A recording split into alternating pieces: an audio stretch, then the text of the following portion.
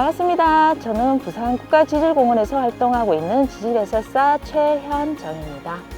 지질학에서는 아주 유명한 말이 있습니다. 땅은 지구의 모든 것을 기억을 하고 있다. 지금 여기는 오륙도 땅입니다. 과연 오륙도에는 어떤 기억이 있을까요? 화산 폭발의 기억과 오랜 세월 파도의 침식 작용에 의한 기억이 있습니다. 그럼 지금부터 저와 함께 그 흔적들을 찾아서 떠나보도록 하겠습니다.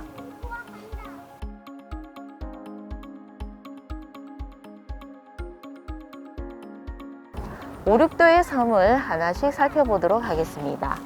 순서대로 방패섬, 솔섬, 수리섬, 송고섬, 굴섬, 등대섬 총 6개의 섬으로 이루어져 있고요.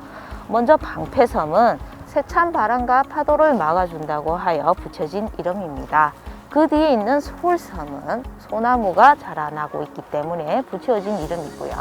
세 번째의 수리섬은 가마우지와 솔개류, 수리류가 그곳에서 먹이 활동을 하고 있기 때문에 붙여진 이름입니다. 특히 수리섬은 지질학적으로도 가치가 있는데요. 보시게 되면 평평한 땅, 대지가 계단 형식으로 지층을 이루고 있습니다.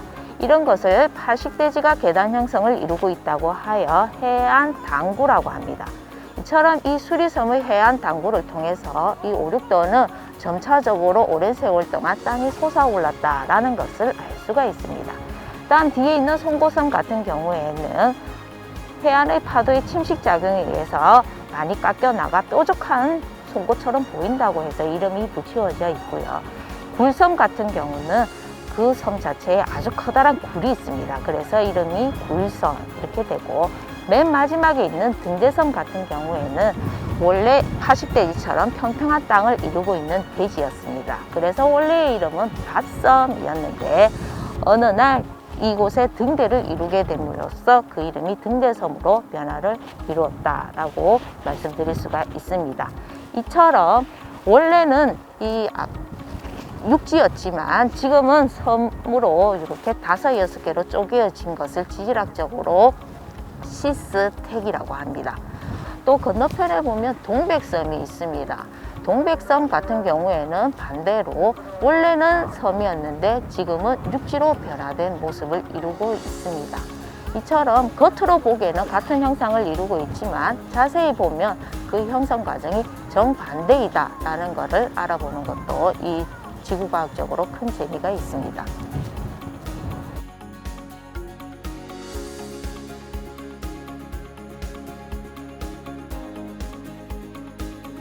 여기는 오륙도의 암석을 자세히 살펴볼 수 있는 장소가 되겠습니다.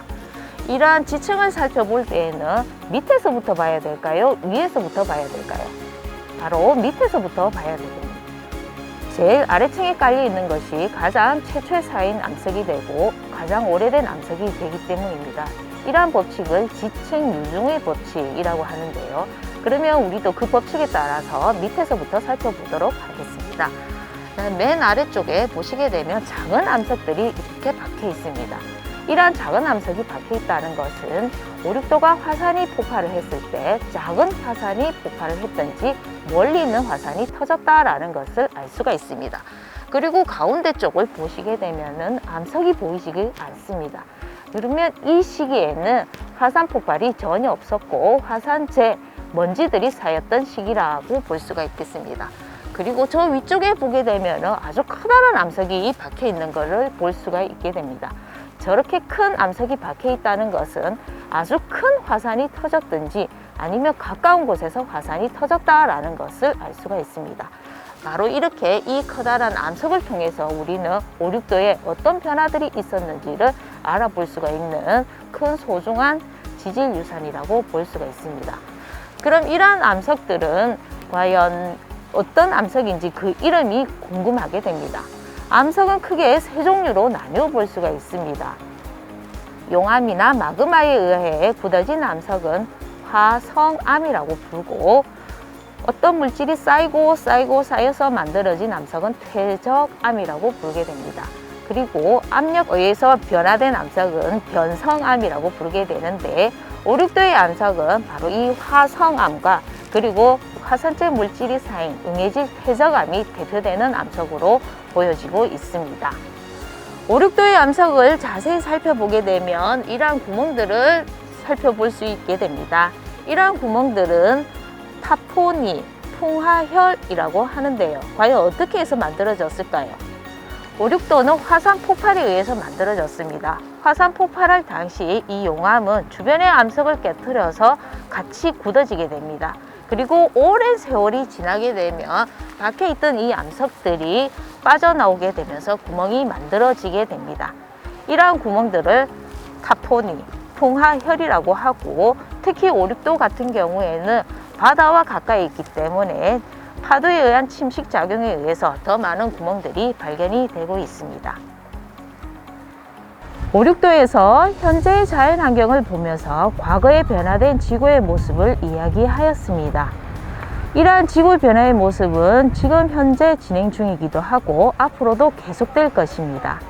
자연환경의 이야기에 귀를 기울인다면 앞으로 지구의 미래에 대한 모습도 예측해 볼 수가 있고, 그 변화된 모습은 자연과 인간이 함께 더불어 살아갈 수 있는 긍정적인 변화로 나아갈 수 있기를 바란다는 뜻에서 마무리를 짓겠습니다.